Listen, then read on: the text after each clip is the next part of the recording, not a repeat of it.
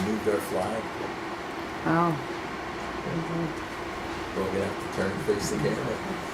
Oh, where is it? Oh, there. Okay. Okay, we're all set. We're all set? Okay. Thank you. Please stand for the Pledge of Allegiance. The flag is in the back of the room, yeah. I pledge allegiance to the flag of the United States of America and to the republic for which it stands, one nation, under God, indivisible, with liberty and justice for all.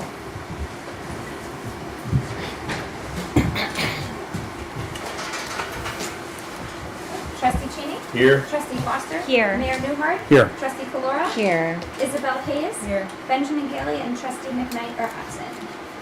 Thank you. As a part of the introduction of tonight's meeting, I just want to review the actions that the village has been taking since the last meeting on March 2nd on the battery energy storage system fire.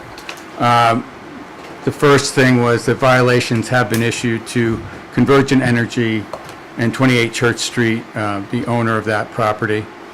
And the second was we had a meeting with NYSERDA and their Battery Storage Safety Committee and the Governor's Office, and that was held on March 9th. A synopsis of the discussion is available on the village's website, and that's going to be a continuing conversation. And then finally, the environmental testing on the site has occurred and that was performed by Labella Associates, who the village hired, and that was this past Monday, the 9th, or last Monday, the 9th, Tuesday, the 10th, where they did soil samples, and then Wednesday, the 11th, they did water samples. So that continues to be a very critical,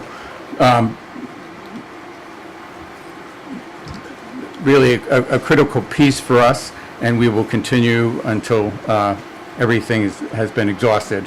But I think our greatest issue, and the issue that I made clear to the NYSERDA group, was that public safety has been put behind the technology. And even though there's fire suppression, the long playing gases that are emitted from the fire are really a issue for public safety.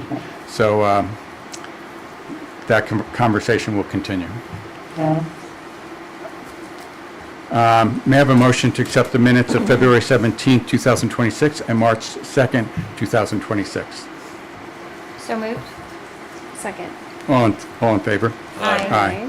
And a motion to accept reports February 2026, the Clerk's Office, Treasurer's Statement of Revenue and Expenditures, the Justice Department, Planning Department, Department of Public Works, and Building Department, and all reports are on file in the Clerk's Office. So moved. Second. And all in favor? Aye. And authorization to pay all approved and audited claims in the amount of $263,051.04. So moved. Second. All in favor? Aye. And Chief Rader, do you have anything for us tonight? A little bit, couple pages. Want to highlight 3 significant investigations that were currently being handled by our patrol and protective units. The cases only represent a portion of the work that's currently underway, but it demonstrates the dedication of the officers and our strong partnerships that we maintain with other law enforcement agencies.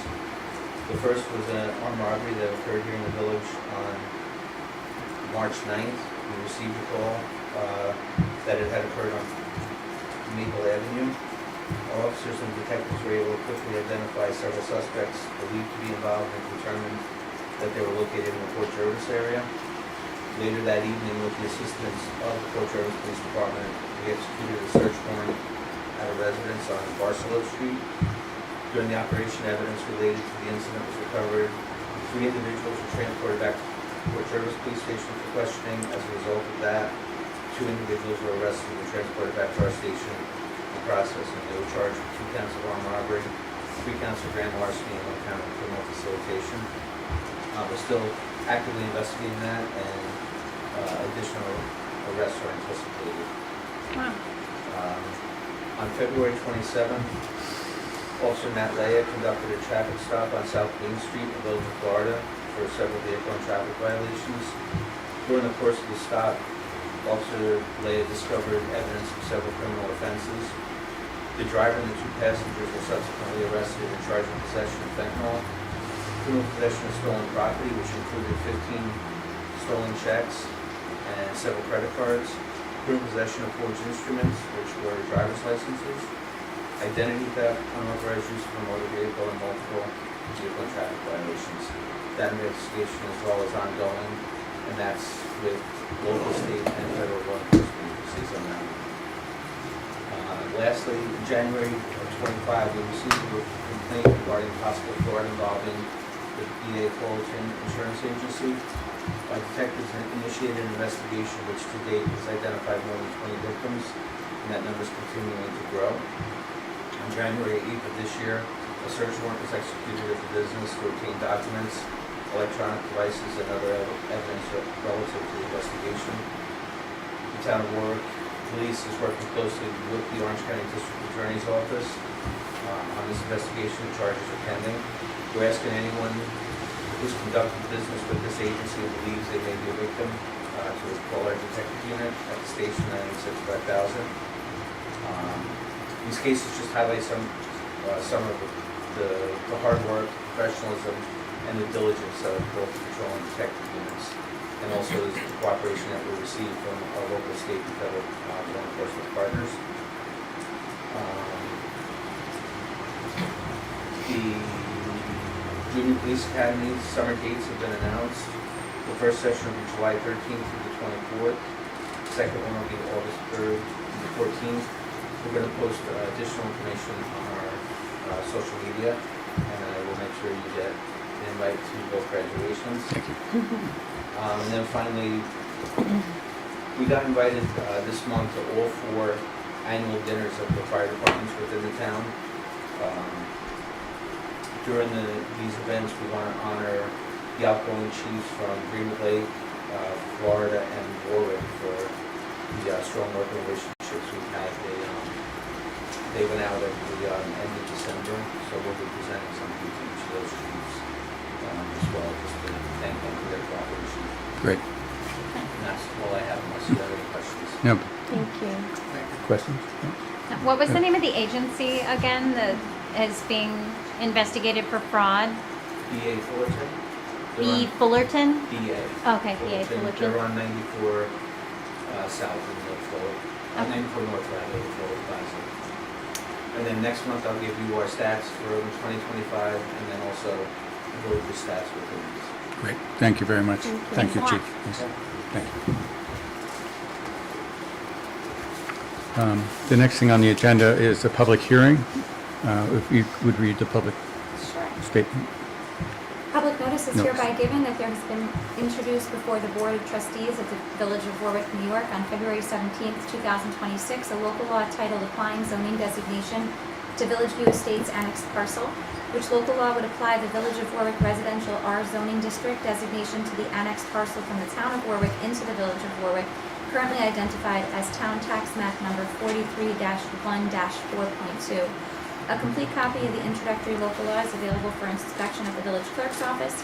Now therefore pursuant to section 20 of the Municipal Home Rule Law, the Board of Trustees of the Village of Warwick, New York will hold a public hearing on the aforesaid local law on March 16, 2026 at 7:30 p.m. or soon thereafter at the Village Hall, 77 Main Street, Warwick, New York, 10990, at which time all persons interested therein shall be heard. The Village of Warwick will make every effort to assure that the hearing is accessible to persons with disabilities. Anyone requiring special assistance and/or reasonable accommodations should contact the village clerk. Okay. So we'll open it up to the public. Barry, do you want to make any comments about? We have a yeah, map if anybody wants yeah. to. This was something that was done back a few years ago when we had the whole process of the approval, and it was a 0.6 acre piece that's is in the town, and it's to be annexed to the village.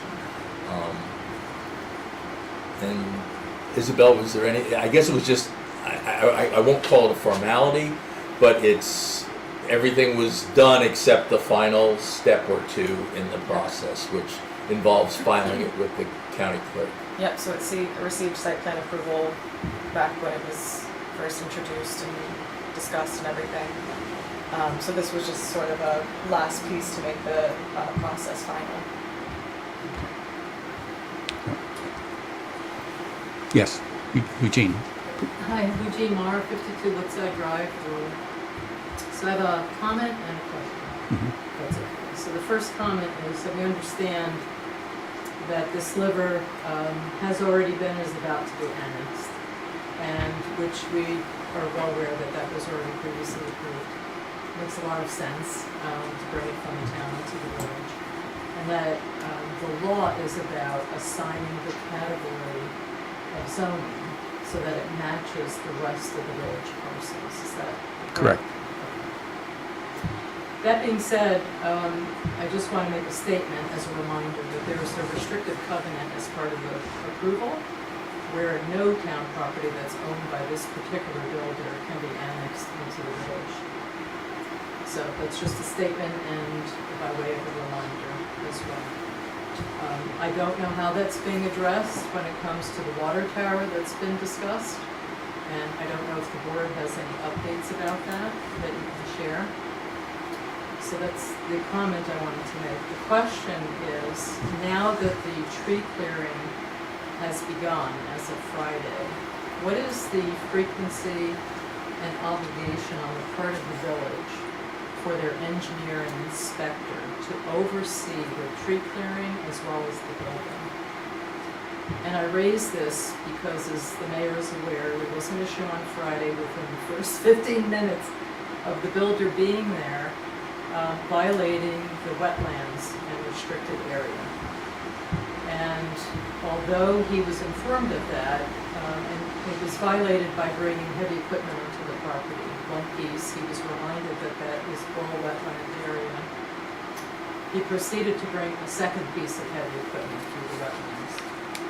And so that has raised significant concern on our part in terms of the oversight, number one. But number two, what is the accountability on the part of the village to ensure that the builder is held to abide by the local and state laws for this entire project, throughout the project? Thank you. Yeah. And I'll respond to that, Eugene, that especially after Friday's event, it clearly indicates that we have to be, very, very watchful. And we've spoken to our engineer who will be on site tomorrow morning with the building inspector. And I've had a meeting with the building inspector just telling him that this is a critical development and it has many restrictions, and that he should make sure that they're, paid attention to and held up. So I can tell you that we are we will be very watchful. I promise that. Thank you. Yes. But as a follow-on, what is the normal process for the engineer and the inspector to go out for a project like this? What's the frequency? Often, At what milestones? right. Often there are milestones, and it might be, and it really is up to us on some level to make those determinations. If it's something that's simple, then it's not as critical to have, intermittent observations. But it sounds like in this case, we will need to. So. Yeah, can I just make a follow-up comment? Because the response from the builder was that he didn't want to go over a culvert that's on Woodside with the heavy equipment.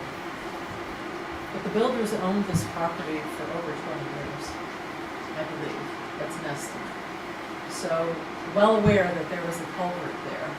And so it speaks of a disregard for the environmental regulations, in my opinion.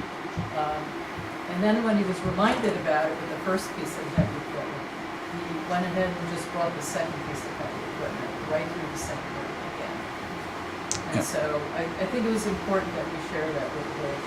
Thank you. I appreciate that. Raymond Moore, 52 Right. Whiteside Drive.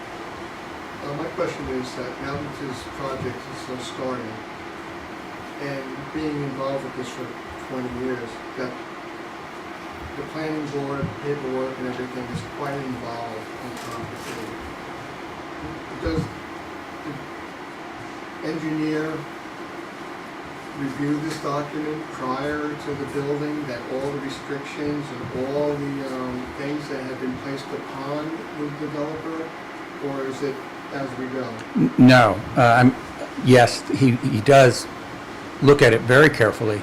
Keith Woodruff, I'm sorry, is our village engineer, one of our village engineers, and he is the planning board engineer. So he is very careful and very conscientious and very observant, to the point that it frustrates a lot of applicants. But Because it is that's a quite good thing. long Yes. document and Yes, it quite is. extensive, because it's been going on for 20 years, and, there's been a lot of input, so, thank you. Okay. Anyone else? I wonder if there can be a schedule set, like a specific, We could not do that, yeah. necessarily that's communicated to the applicant, or to the builder, but internally that he's going out. I'll see him tomorrow, and I'll talk to him about that, because I think that would be good. Certainly, we need to be made aware of the activities that are ongoing at the site and new things starting. The construction schedule, yeah. yeah, they should share that, and then we should pick, but also do random visits, because if they deviate from the schedule or accelerate, because that's But not unheard that's of. probably more going to be on the eyes of the building inspector than it is the engineer, and then Right. bring the engineer in when necessary. Right. Okay. Any other questions from the board? No, thank you for bringing it. Yeah, I appreciate you coming tonight. May I have a motion to close the public hearing? So move. Second. All in favor? Aye. Aye. And Carly, do you want to do the announcement, please? Sure. Let me actually pull up the full.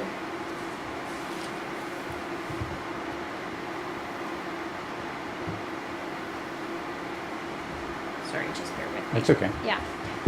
So the Village of Warwick's Easter egg hunt, which is sponsored by the Village of Warwick Recreation Department and the Warwick Fire Department, will be held Saturday, April 4th, 2026 at Veterans Memorial Park. The start time is 10 a.m. sharp, so if you get there at 10:02, those kids are already going to be all over There's the not place. a piece of candy to be had. Yeah. There's 3 age groups. I am historically just a little bit late. There's 3 age groups, 3 and under, 4 to 6 years old, and 7 to 12 years old. There will be the Easter Bunny at the egg hunt. He is making a special appearance for the children of the Village of Warwick. Prizes will be given out for finding the golden egg for each age group. And for admission, we request that you please bring a non-perishable food item to support the Warwick Food Pantry. That's great. Thank you. 65 to 70 years old. You're the judges out there, right? Thank you, Carly. And under correspondence, there's only one piece of correspondence, the Town of Warwick neighbor notification letter from Friedler Engineering, PLLC, regarding the Town of Warwick Planning Board's review of an application for a site plan approval and special use permit for the renovation and use of a Class 2 home occupation of an existing accessory structure located at 73 Kings Highway in the town, but adjacent to the village. And so now we'll open up to public comments. Of that or anything? Well, agenda items.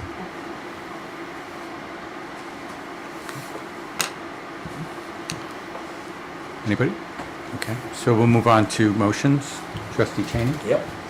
Motion to waive reading the resolution authorizing the issuance of 22,160,000 bonds of the Village of Warwick, Orange County, New York, to pay the cost of the various improvements to the village wastewater collection and treatment facilities in and for said village. Second. Okay. I would just suggest making another motion to actually authorize the issuance. The way that Ben and I read this motion was that it just is waiving the reading of the resolution, but it's not actually authorizing the resolution. But then we usually authorize the resolution as the next item. Is that the next one? Yeah, Okay, but just without reading the yeah. Right. Yeah. Is that at 5, the end of 6, it? 7 pages. Yes. Oh, it's at the end. I did read the whole thing. There you go. So yeah. Do I have I did a second. you did a second? All in favor? Aye. Number 2, bond resolution dated March 16th, 2026, a resolution amending prior bond resolution dated January 22nd, 2019, authorizing the issuance of 12,250,000 bonds of the Village of Warwick, Orange County, New York, to pay the cost of the various improvements to the village wastewater collection and treatment facilities in and for said village, to increase the estimated maximum cost and the amount of the bonds authorized to $22,160,000, an increase of $9,910,000. Second, and should we provide a quick explanation, or? What's everybody looking at? No, I'm no, looking well, at who I'm needs looking to at, provide the well, we can- explanation. Yeah. all chime in. So we embarked on this project 8 years ago, 2017, I believe. And at that point in time, we made an application to the Environmental Facilities Corporation for a grant. We received a little over $3 million grant for that project.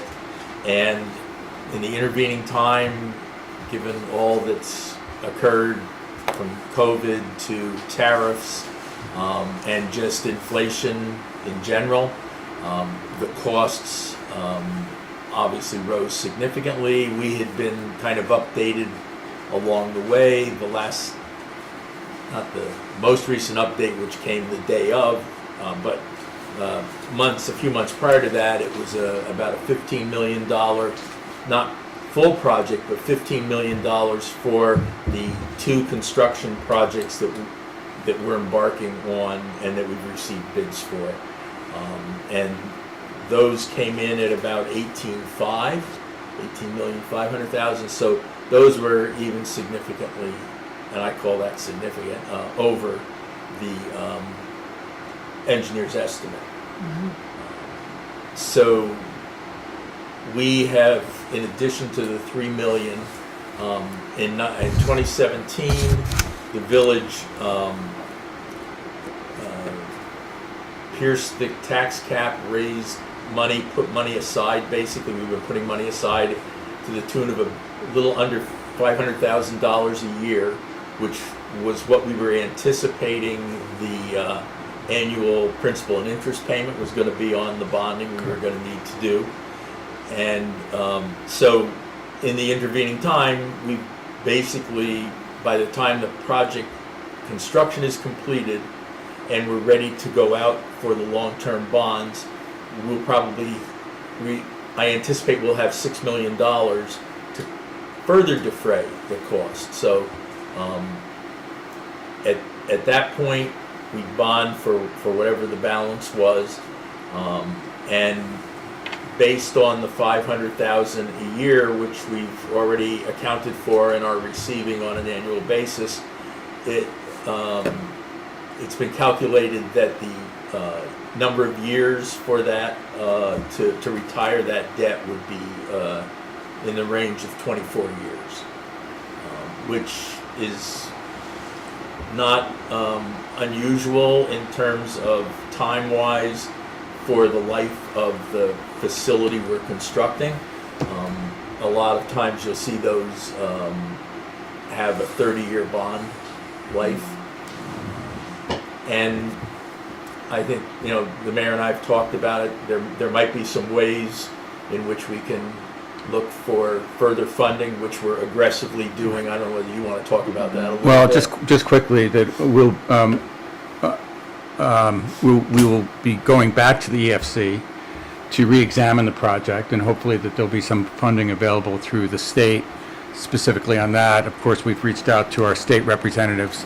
But also on the federal level, we have applied for community project monies through Congressman Ryan's office, and we are in the throes of applying to Senator Gillibrand and Senator Schumer's office for requests. So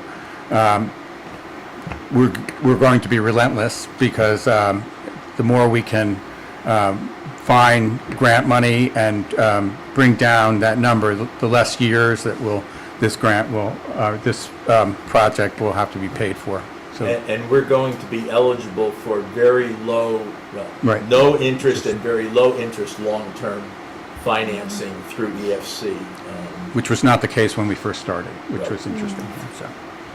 So, thank you for Yeah, thorough thanks for that. explanation. Yeah, and we plan to do some form of public outreach also to review it, to explain it as this goes on, because I think it's very important as follow-ups. It started in one place, it's ending somewhere else that we didn't expect. But I think that the most important thing is that because of the proactive work we did in terms of, though we did have to pierce the cap, it actually has given us the funds to be able to move forward and not raise taxes as this progresses. So that's a great thing unto itself. So anyway, we have a second. Trustee Correct. Cheney? Yes. Trustee Foster? Yes. Trustee Flora? Yes. Mayor Newhart? Yes. Number 3, motion to hire Thomas DeLuca to the position of seasonal Department of Public Works laborer to perform duties of brush pile attendant at Veterans Memorial Park for the period of April through November 2026 during designated brush pile operation dates and times. Start date April 4th, 2026, end date November 29th, 2026, per recommendation of DPW Supervisor Mike Moser. Second. Okay. All in favor? Aye. Aye. For motion to approve payment number 16 in the amount of $48,462.54 to TAM Enterprises, Inc. for the well number 3 treatment plant project as per the recommendation of Pitt and Garrow and Doach Consulting Engineers PC. Funds are appropriated in budget code H.8330.2000. Okay. Do I have a second? Second. Okay. All in favor? Aye. Number 5, resolution amending schedule of fees to change building fees. Whereas Village of Warwick Code Section 64-1 provides that a comprehensive schedule of fees, including building department fees, be approved by the village board. And whereas in order to amend the village's schedule of fees to change the building department fees, it is necessary for the village board to adopt a resolution, and now therefore be it resolved that the village's schedule of fees is hereby amended as follows. In the schedule of fees under heading Building Department, the following fees shall be amended. Category Building Department, subcategory Building Permit, type of fee, exterior, solar panels without energy storage, shed, fence, generator, and above ground pool. What would be eliminated is solar panels without energy storage, and the amount for that permit is $150. Category Building Department, subcategory Building Permit, type of fee, solar panels with energy storage, new deck without roof structure, amount $200.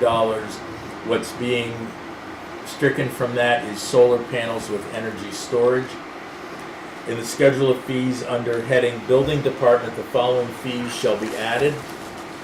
Category Building Department, subcategory Building Permit, type of fee, solar panels, energy storage, solar panels with energy storage, and the amount is $500. Second. Okay. I'm assuming this is a discussion. I'm assuming that this is from like the continued review of the Well- impact, the workload impact of various.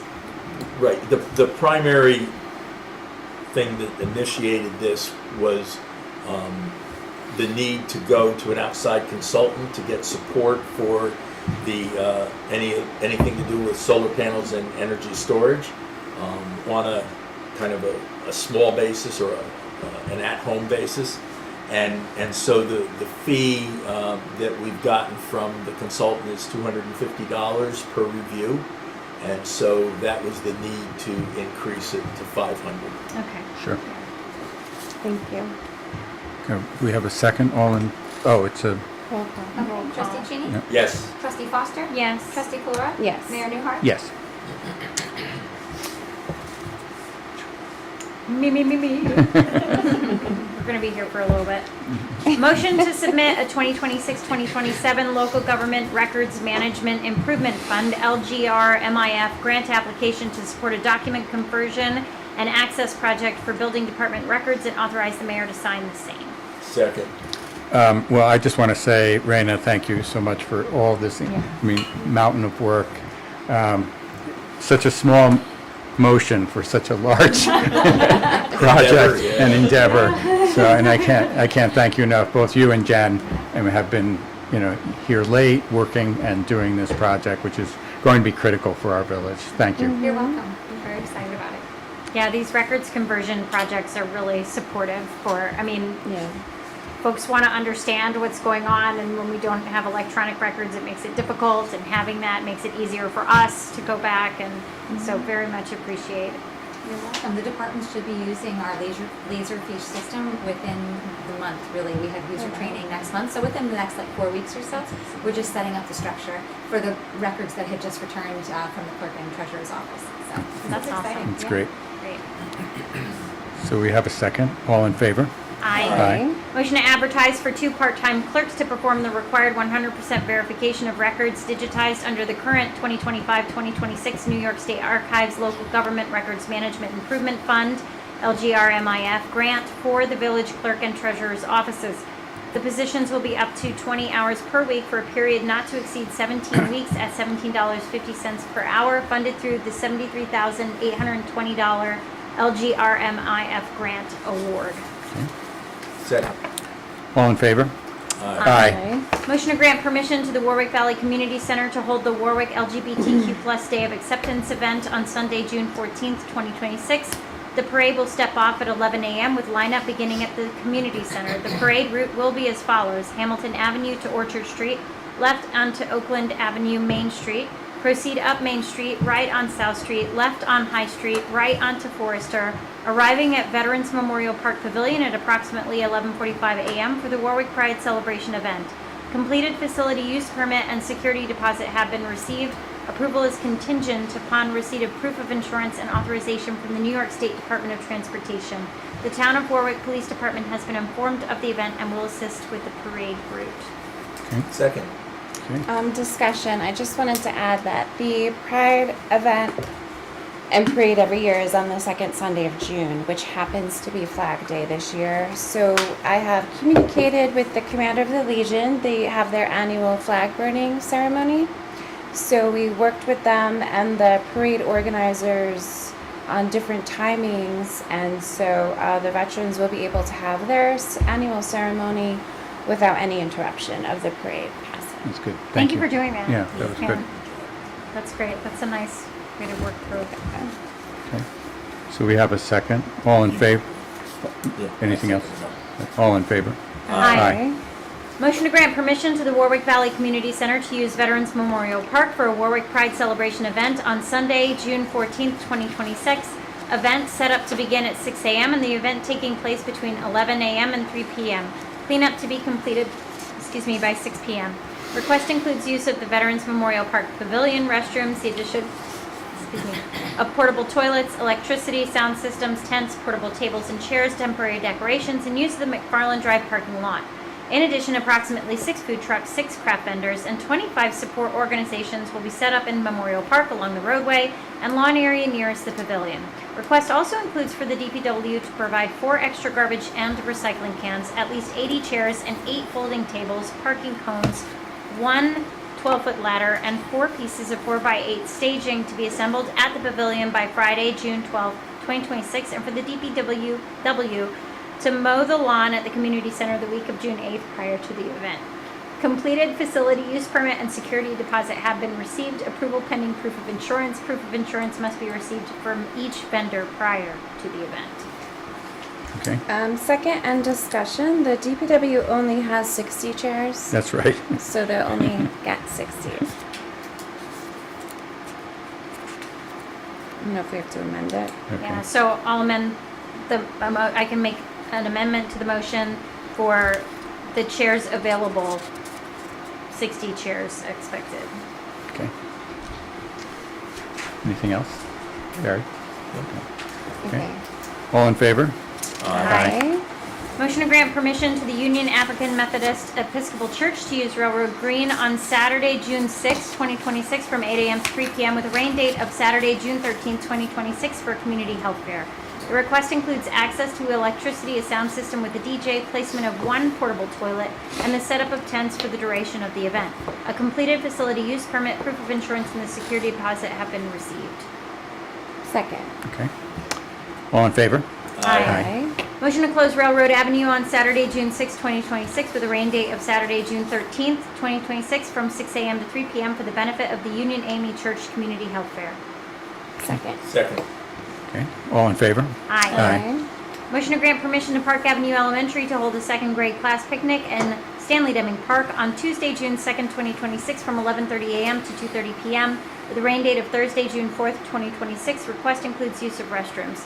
Completed park permit and proof of insurance have been received. Second. Okay. All in favor? Aye. Motion to grant permission to Wickham Works to hold the You Are Here Warwick Arts Fest Celebrate 250 at Stanley Deming Park on Saturday, September 5th, 2026 from 2 p.m. to 7 p.m. with a rain date of Sunday, September 6th, 2026 with setup to begin at 7 a.m. and breakdown to be completed by 9 p.m. Request includes use of restrooms, installation of vendor-owned pop-up tents, professional installation of 3 20 by 30 tents, and a stage to be installed on the lawn adjacent to the Kasuga band shell and pavilion. Use of sound systems, the pavilion where a DJ will be set up, the band shell, and the basketball courts where up to 5 food trucks will be located. Request also includes DPW to provide 6 large garbage bins, 4 recycling bins, up to 6 metal barricades and plastic fencing, traffic cones, up to 10 village-owned folding tables, up to 60 village-owned folding chairs, access to the park for tent installation. I feel like saying and the partridge in You're on Pretty much. Friday, Almost September there. 4th, 2026 and Monday, September 7th, 2026 for breakdown. Town of Warwick Police, Fire, EMS will be notified prior to the event. DPW has approved the event parking plan, weather permitting. Completed park permit, proof of insurance, and security deposit have been received pending permission from Park Avenue Elementary to use the school parking lot, pending proper insurance requirements from any participating vendors. Okay. Second. Okay. All in favor? Aye. Motion to grant permission to the Warwick Valley Chamber of Commerce to hold Operation Clean Sweep on Saturday, April 25th, 2026 from 9 a.m. to 1 p.m. with setup to take place at 8 a.m. and breakdown to be completed by 2. Request includes use of the far end of the Chase Bank parking lot for a shredding event and the installation of pop-up tents for other collection stations near the caboose. The event is in coordination with the Lions Club and Girl Scouts. Completed facility use permit and security deposit have been received. Approval pending updated proof of insurance. Second. Okay. All in favor? Aye. Motion to grant permission to Wickham Works to use the east side of Stanley Deming Park for Too Good to Talks event on Friday, June 5th, 2026 at 8 a.m. through Monday, June 8th, 2026 at 12 p.m. Donation drop-off will take place on Saturday, June 6th, 2026 from 10 a.m. to 4 p.m. with a free shopping event to occur on Sunday, June 7th, 2026 from 10 a.m. and between 10 a.m. and 4 p.m. Set up to begin on Friday, June 5th, 2026 at 8 a.m. with cleanup to be completed on Monday, June 8th, 2026 by noon. The request includes use of the basketball court and the lawn area around the handball court, use of restrooms and water fountains for the entirety of the event, and access to the water at the basketball courts for filling the tent weights. Additional requests include 18 parking spaces near the entrance of the basketball court to be reserved for drop-off and pickup only, in coordination with DPW Supervisor Mike Moser. Village of Warwick DPW is requested to lock the back gate to the basketball court next to the tool shed, provide a minimum of 15 orange parking cones, place 10 to 12 garbage cans, recycling bins in the basketball court, designate parking in the grass behind the basketball courts, and designate additional temporary accessible parking spaces on Parkway close to the entrances of Stanley Deming Park, and pick up leftover trash and items on Monday, June 8th, 2026. The Warwick Police, Fire, and EMS departments have been notified of the event. The event details and traffic plan have been approved by DPW Supervisor Mike Moser. The Village of Warwick will contribute up to half of the total event cost, with a maximum payment of approximately $2,100 to cover rental, delivery, setup, and pickup of tents, tables, and chairs. Funds to be appropriated in the fiscal year 2026-27 budget code A7550.4950. Completed park permit, proof of insurance, and security deposit have been received. Second. Okay. All in favor? Aye. Motion to grant permission to Warwick Assembly to use the pavilion, gazebo, and grass area in between in Stanley's Deming Park on Saturday, July 25th, 2026 from noon to 3 p.m. for a back-to-school bash event.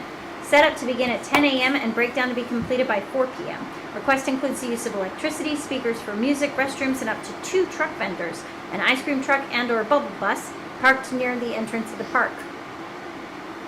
Completed park permit, security deposit, and proof of insurance have been received. Approval pending proof of insurance from vendors. Second. Okay. All in favor? Aye. Aye. Aye. Motion to schedule a public hearing on the tentative budget for fiscal year 2026 to 2027 on Monday, April 6th, 2026 at 7:30 p.m. Second. Okay. All in favor? Aye. Aye. Do you want me to do Tom's too? Yes, please, I'm sorry. Okay, Village of Warwick Resolution of Adoption Local Law Number 2 of 2026, applying zoning designation to Village View Estates Annex Parcel.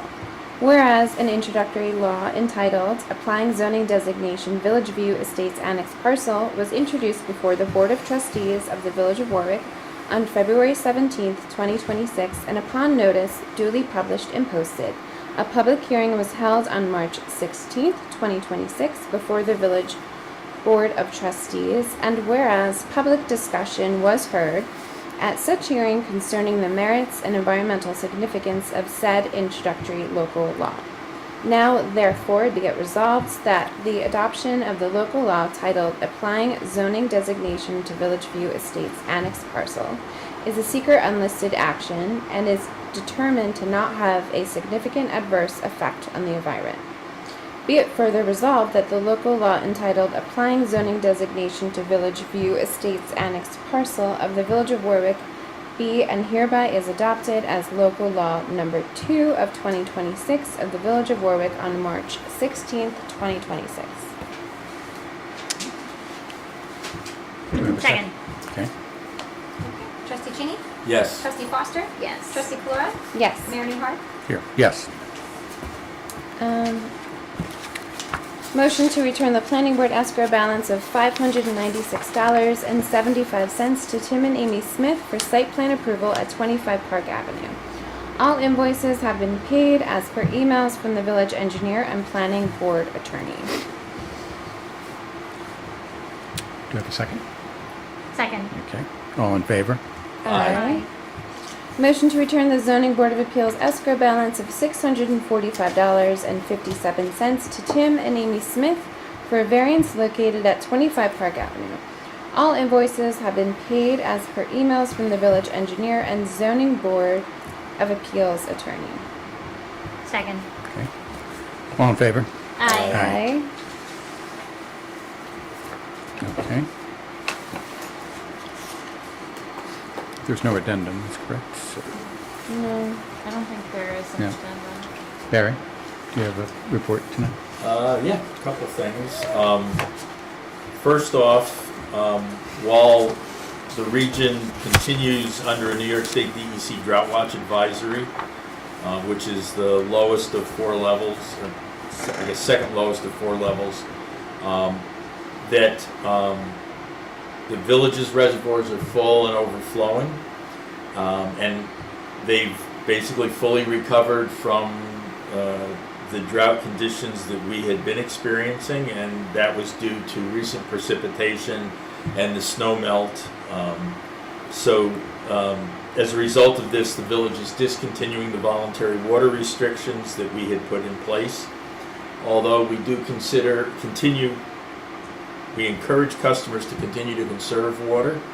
And if you want to find more information on water conservation, you can go to the village's website under how to conserve water. Just keep doing that.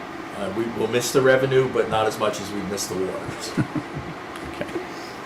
And then secondly, I just wanted to talk a little bit about the information that we received, and I believe we distributed also on Facebook, regarding the highway improvement project that New York State DEC is doing.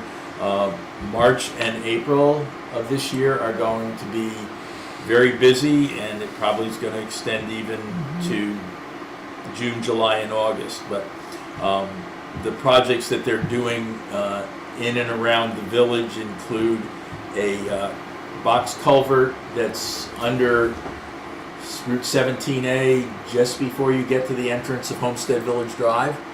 And that's going to result in one-way traffic with a temporary traffic light there. So it's going to create a pretty significant bottleneck at times.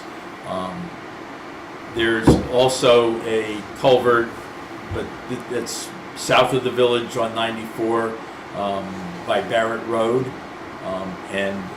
It's mostly a cleaning thing. That should be a pretty quick in and out job.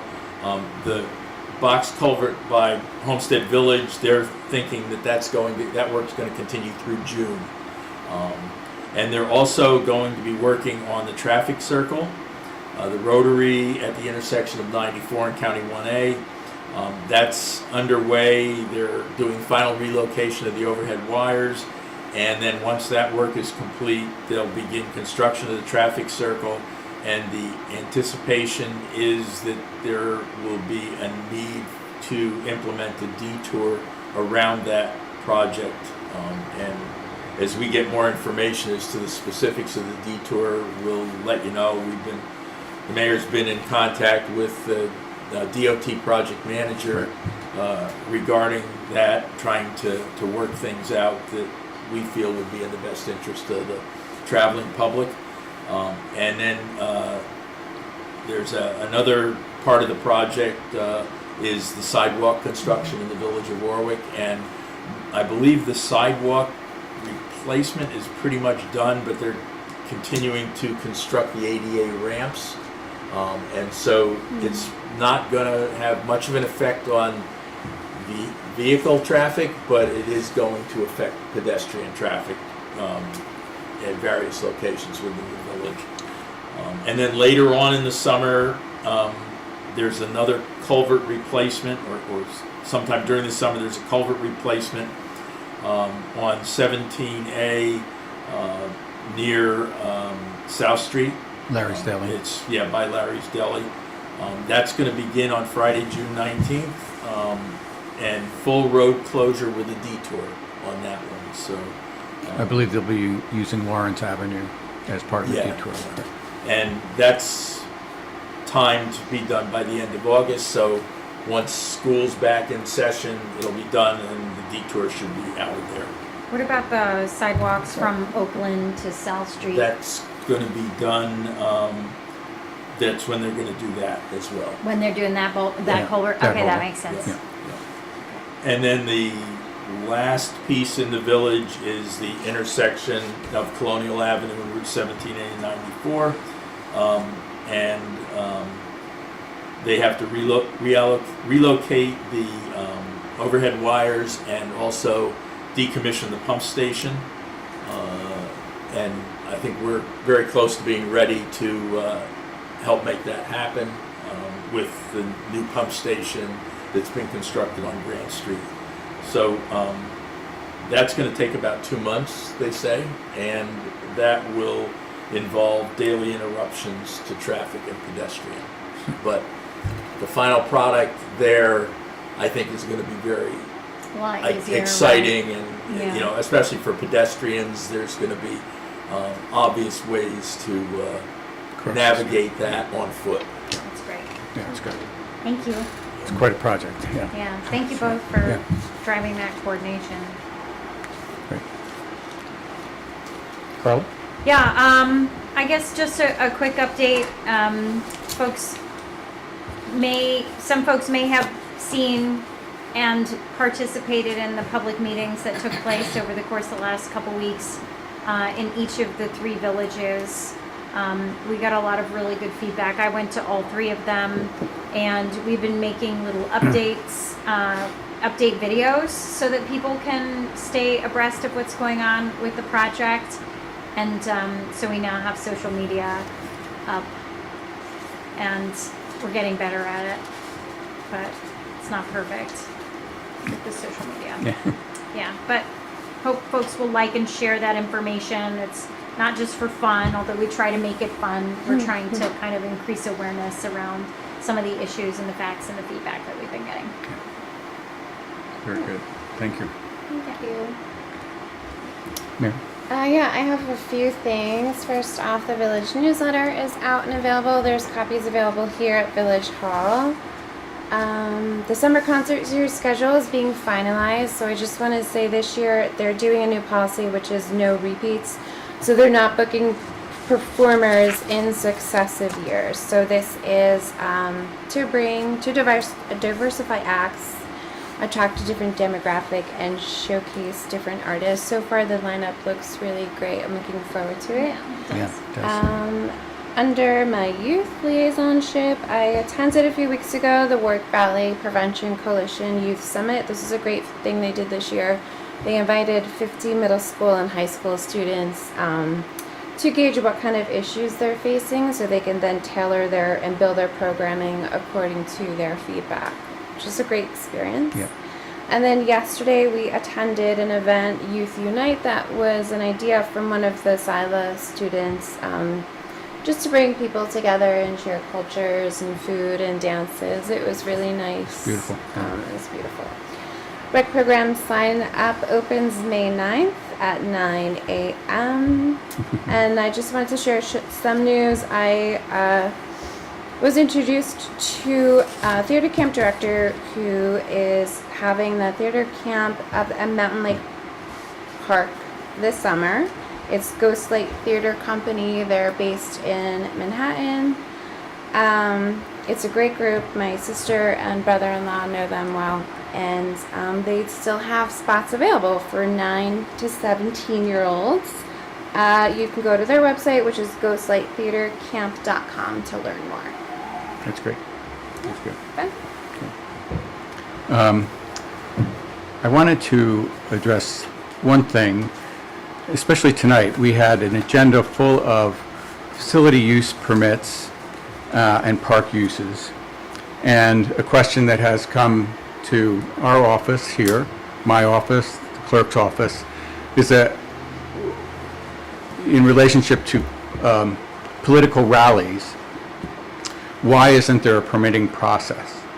And during No King's Day, or back in when we were dealing with Black Lives Matter in terms of activism and protests,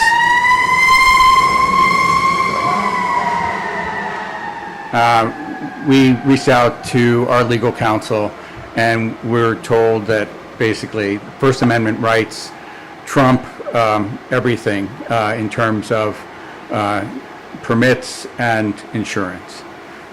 But I reached out to our legal counsel who's connected to NICOM in Albany, who is an expert on this particular topic. And I just want to read what he gave to us. Can you shut this? I'm sorry. Sure, of course. Because the people online are saying they can't hear. Okay, Barry, you probably just unplug it if, oh, you got it? Okay. great. Between that and sirens.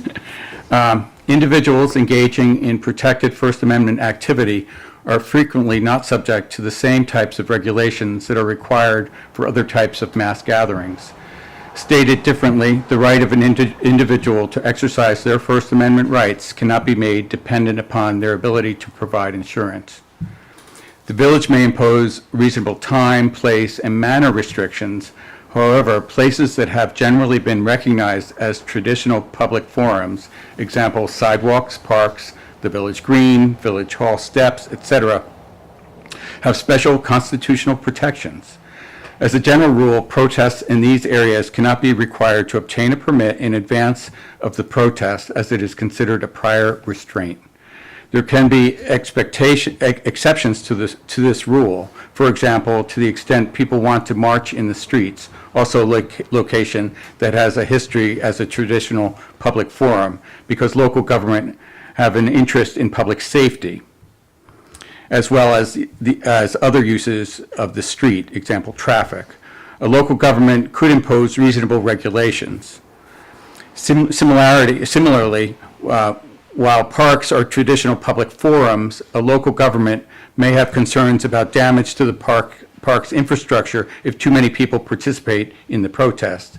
So again, the local government could impose reasonable time, example, no audio-assisted devices after 10 p.m., place, example, no gathering in an area that is being reseeded, and manner, example, no more than 1,000 people in the Great Lawn to protect the infrastructure and to protect public safety.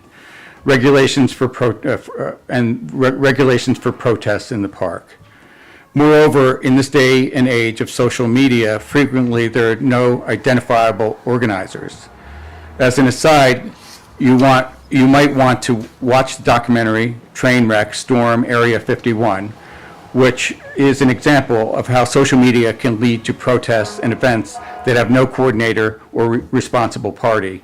Even if there is an organizer, they frequently don't know how many people to expect.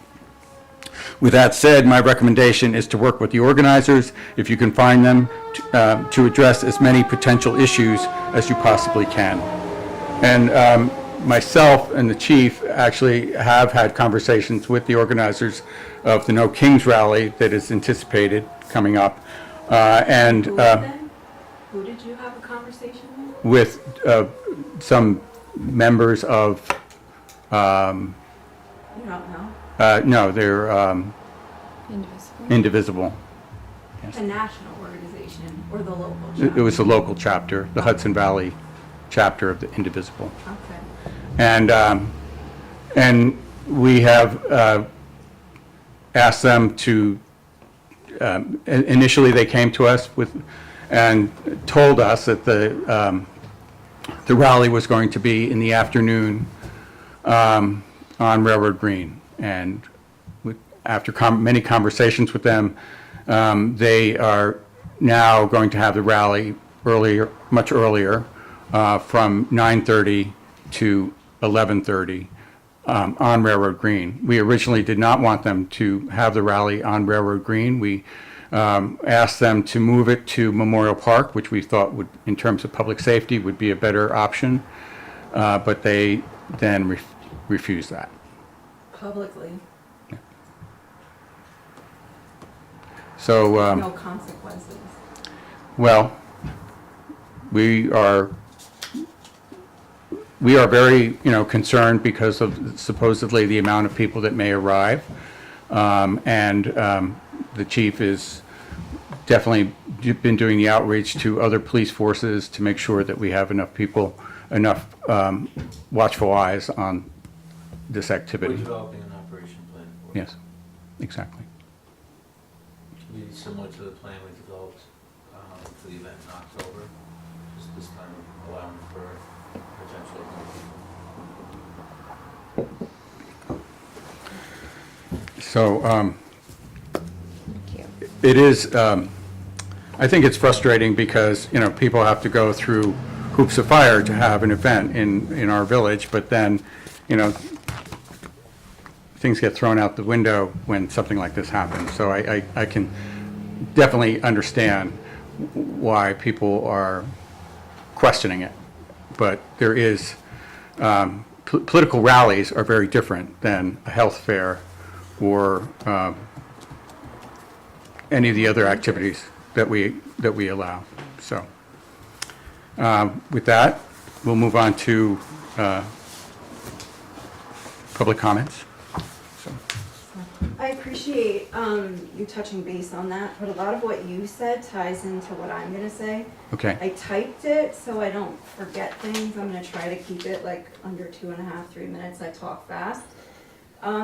So the First Amendment gives people the right to peacefully gather, not protest.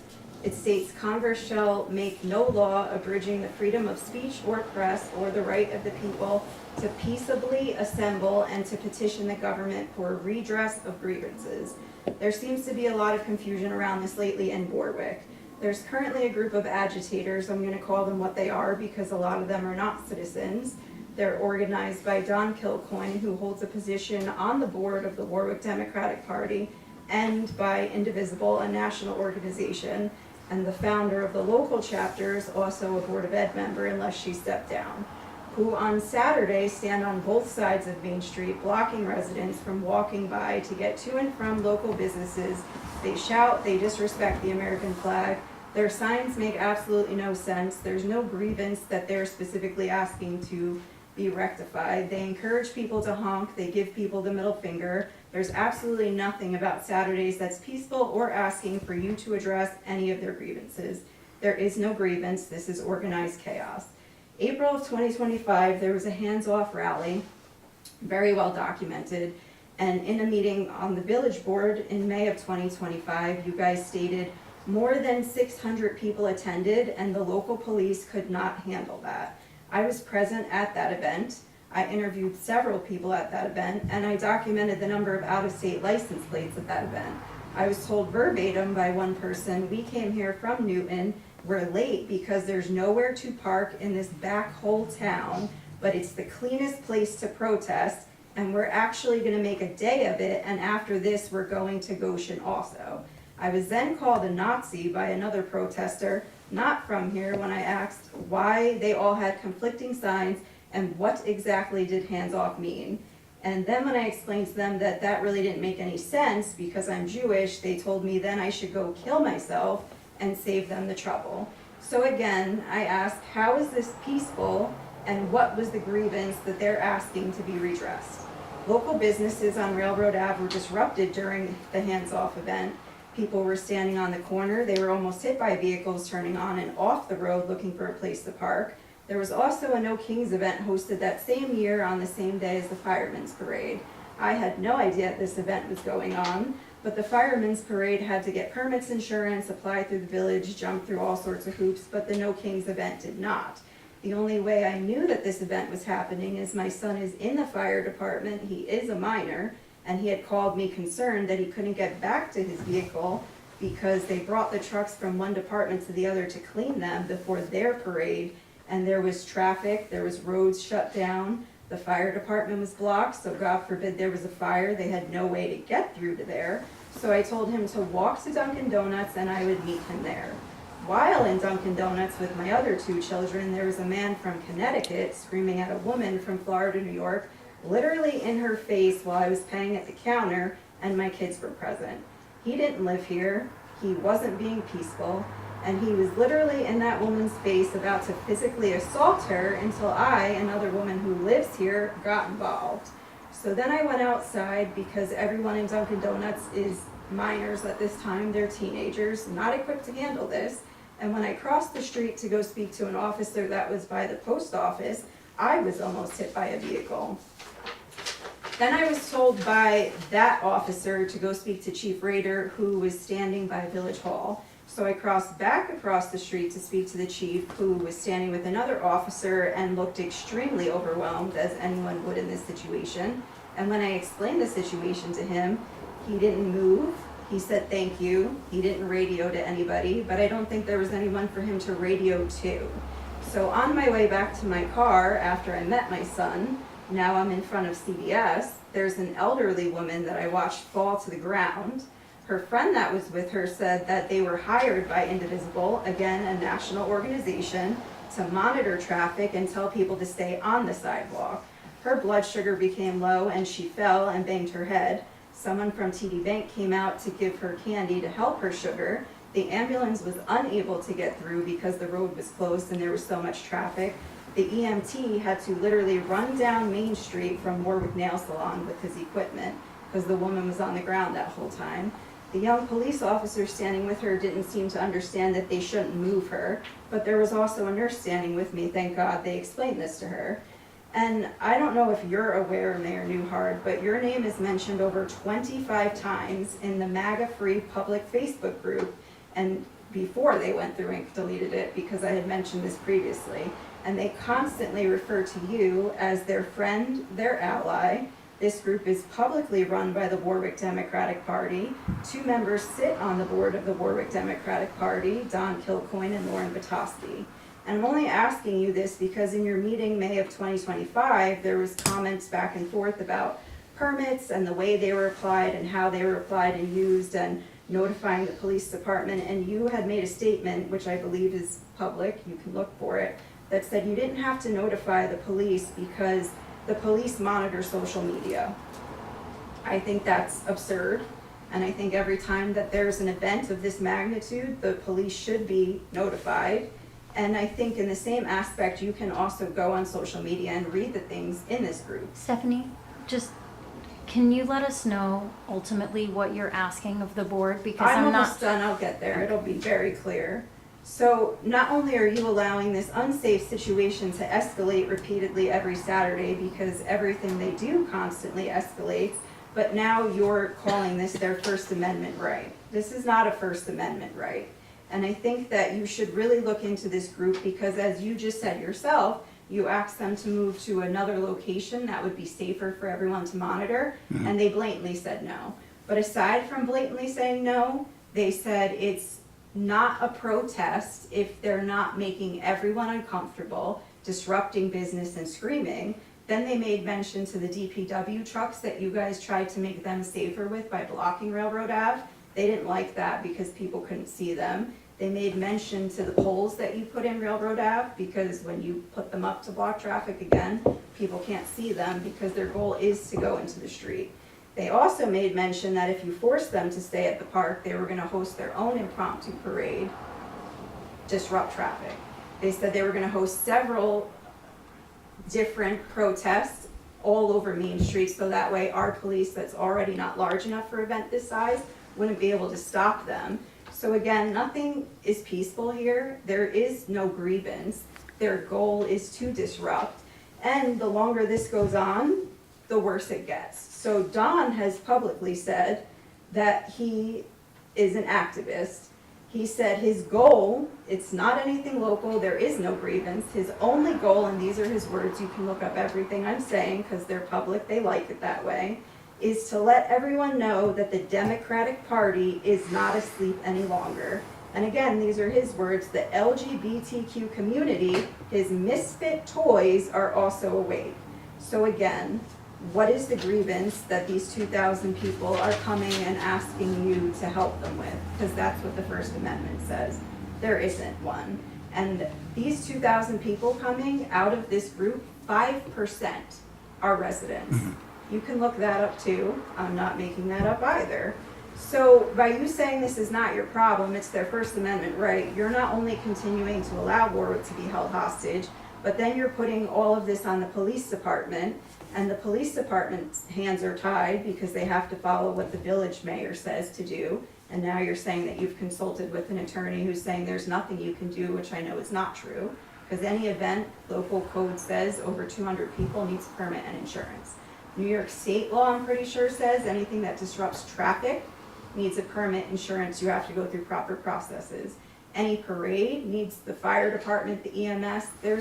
You can't just say because it's political, you don't need to do it because it's passing the point of political and now it's the point of inciting violence. So some things are constitutional rights and some are just ego-driven disruptive tantrums, disguised as purposeful gatherings.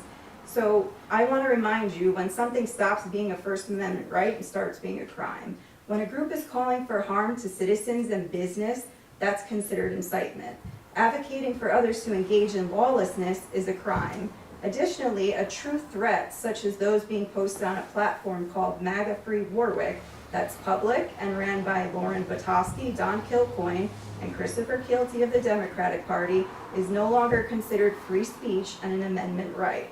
The First Amendment does not defend defamatory statements by this group made daily about the village, local officials, businesses, and private citizens such as myself. Lauren Vitosky publicly posted that I committed a hate crime in 2022, and she's alleging I replaced her signs about a parade and replaced them with something about pedophiles. Stephanie, I think. We're getting there. Yeah. We're right there. It's the last two I sentences. think you need to stop with No, like the I don't. Facebook No, stuff. this If we is are facts, concerned about and safety, this I is know. safety. Oh, I'm Let's- getting there, sweetie. I'm getting there. Please don't Two call more me sentences, sweetie. sweetie. So this is a hate crime that was investigated, and my name was never mentioned. But she continues to portray this with the intent of destroying my character and to cause me physical harm. People in this group then made public threats about me. Someone kicked my car door in, and 2 times people have put notes on my vehicle. These things, I'm being told, can't be investigated by the police department because they don't have access to village cameras. So by you constantly saying that the things that they're doing are protected by a First Amendment right, you're allowing groups of people, and it's not just to me, I'm the only one with the balls to publicly say it, because I'm not scared of these people, to continue and get more and more aggressive and violent. So since you're not forcing them to get permits or insurance, when they actually hurt somebody, who's the lawsuit directed to? Who, the village? Because you're saying you don't know who's hosting these events. Don is very public about who's hosting this event. He takes great pride in the fact that he's hosting this event. So what is your goal on this day when he's saying it's the largest event the country has seen, not the county, not Warwick, the country? So what is your goal? We're just gonna hang out, see what happens, hope nothing happens? Is Railroad Green even infrastructurally sound to hold 2,000 plus people? Did you ask any of the businesses on Railroad Ave how they feel about that? I think it's nice that we act like attorneys and we're hiding behind the First Amendment, but it's not the First Amendment. I don't think that that's what the mayor was doing and consulting with an attorney. It was I trying think to it's great, understand but the what's goal? options. But what's, now that Safety. you've done that and you know your options, what's the goal? And the How reason- long are you gonna allow this? And the reason to have conversations with these organizers is to understand exactly what they're going to do. And yes, when we asked for them to move to the park, it started fracturing. And as you mentioned, there were potentially going to be multiple protests or rallies. But we've allowed that. Now we're ground zero. Well, and we do allow First Amendment rights. But this past First Amendment rights, because now they're committing crimes. And I just. What are the found crimes that they're out committing? They're inciting violence, they're calling for violence, they're committing violence, and this group that you're saying the police department monitors is public. You can see, because I've reported them to the sheriff's department, who is saying what kind of violence they're going to commit and what they're going to do if you don't let them do this. Right. That's not your First Amendment right. Your First Amendment right's not to defame businesses, private citizens, not just me, and anyone that tries to speak logic or ask you what your goal is, and then leave them there. So you keep saying, don't mention social media, but we live in a time where social media matters. There's videos, the things that people say hold true, and when you're posting things such as someone committed a hate crime and you're calling for violence on them, and then violence starts happening, that's a crime. Now you're bringing thousands of people from out of town who they're also calling Warwick racist. What do you think the tone of that day is gonna be? It's not peaceful, it's not a First Amendment right, and they're not asking you to rectify a grievance. I They can't- said what their goal is. I can't imagine that they're singing Kumbaya. No. No. But at the same time, they do have all the rights to congregate. And I don't understand what crimes they're actually committing by congregating and maybe yelling. That doesn't account to a crime. We are doing our best to keep a lid on it in terms of the timing. So from 9:30 to 11:30 is a much shorter window than they first anticipated. But once it hits 11:30, they've already told you they don't care what you're saying, that they're doing what they want to do. So once it hits 11:30, what's the goal? Are you gonna arrest 2,000 people on Railroad Green? That's not even plausible. I So think, what's the I goal? think the point, I think what the village needs to do is to consider the possible scale and then develop a potential safety plan. And I that we believe would that- do in coordination Right. with the police department. We are, and that's And exactly, that's- yeah. Right, so that's what we need to do. We've been told that this is a First Amendment issue. And I don't think that we're willing to not allow folks to congregate. I mean, we have the benefit of knowing ahead of time in this particular case, but we don't necessarily always have to know ahead of time. Like people are allowed to congregate in Well, that's- public spaces to protest. That's the point of a protest, is it's not organized, that there's a grievance and it's not organized, but it should stay peaceful. But they're literally posting that they have no intention on staying peaceful. But also, you said, the attorney that you consulted said that you have the ability to set restrictions and do things, and your restrictions are village code. Village code says anything over 200 people. State code says anything that blocks traffic, change traffic pattern, reroutes traffic. These are things that you can control, and the fact that you don't not only leads them to continuously refer to you as their friend and ally that's allowing them to do this, because that's how they refer to you, but Warwick's not just made up of the people in that group and Democrats. It's made up of other people who can't use the village where they live, who have to worry about what they say on Facebook, who have to worry about who's calling for violence against them, and have to worry that we're just told this is a First Amendment right. It's not. It's crossed the line from a First Amendment right, and there are things that the village could do. Whether you update the code, there's no reason that Warwick became ground zero for national call of the Democrats are awake. And this is not me making this up. These are all things that you guys, when I leave, can look up. And I've emailed them to you and the police and Jesse Dwyer, and Jesse Dwyer says he can't do anything because it's the village. And he has a good relationship with you, and he feels like you're doing what you should or could be doing, but I feel like you could be doing more. And if that means you need to change village code, so be it. And the village has had, the village board has had some discussion on that, but to change village code prior to this event, it's not Not to going to this happen. event, but it's something that should be done. And we're looking at it very carefully. I can Because- tell you that. What's the goal every Saturday? I know like some of you are here on Saturdays. There's not a message. It's not like we want our water bill lowered and we're gonna be out here every Saturday till that happens. It's literally just disrupting everyone every Saturday. And now it's escalated to 2,000. Do you know how much it's gonna cost for a crowd of 2,000 plus people? And does Yes. that come out of the town budget or the village budget? Who pays for that? The combination. But the town's not hosting it or allowing it, so the town shouldn't have to pay for it. I live in the town, like, the town shouldn't have to pay for these things. The village is hosting it, and the village became ground zero. And again, can Railroad Green even hold 2,000 people?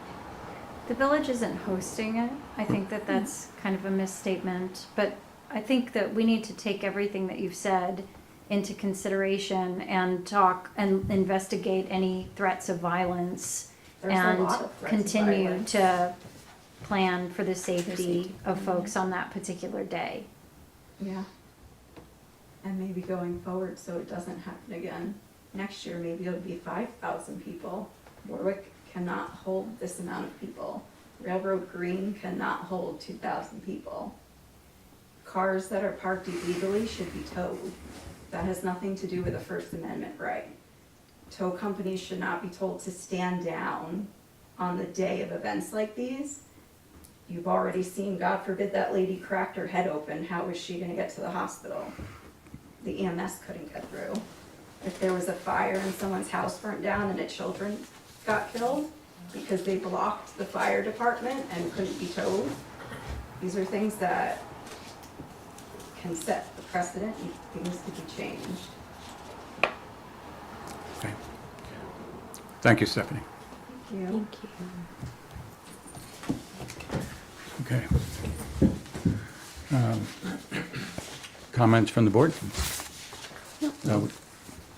We do have to go into executive session.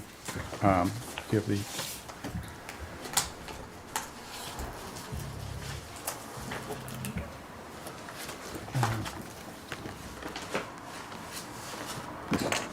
Okay, I'd like to make a motion to go into executive session to discuss the medical, financial, credit, or employment history of a particular person or corporation, or matters leading to the appointment, employment, promotion, demotion, discipline, suspension, dismissal, or removal of a particular person or corporation. Okay, Second. all in favor? Aye.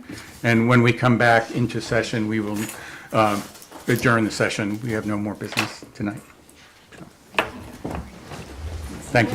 Nice to meet you. We're set for the 11th, right? 11th, opening day. Yeah. Thank you. Then I sent letters to the ambulance corps and Is it the possible fire to have a department meeting with the inviting police them department and the physical? and to coordinate. We have to. Still on. We have.